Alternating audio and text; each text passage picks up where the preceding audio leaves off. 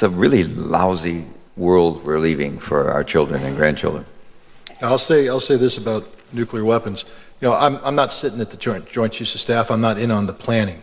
I'll take it at face value that the chairman of the Joint Chiefs of Staff and the Joint Chiefs of Staff successfully eliminated nuclear weapons in the initial phase of an operation. But keep in mind this, that the Bush administration has built a new generation of nuclear weapons that we call usable nukes. And they have a nuclear posture now which permits the preemptive use of nuclear weapons in a non-nuclear environment if the Commander-in-Chief deems U.S. forces to be at significant risk. If we start bombing Iran, I'm telling you right now, it's not going to work. We're not going to achieve decapitation, regime change, all that.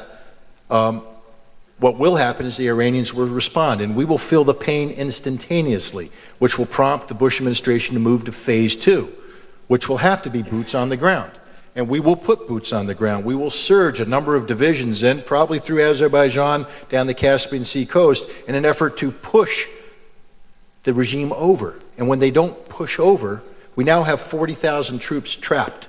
We have now reached the definition of significant numbers of U.S. troops in harm's way, and there is no reserve to pull them out. There's no more cavalry to come riding to the rescue.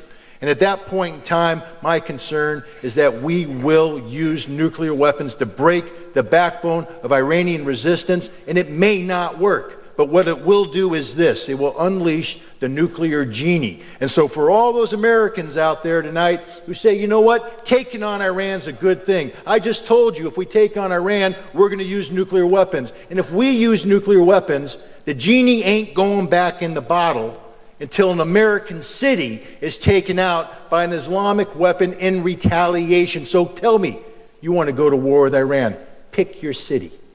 Pick your city. Tell me which one you want gone. Seattle, LA, Boston, New York, Miami.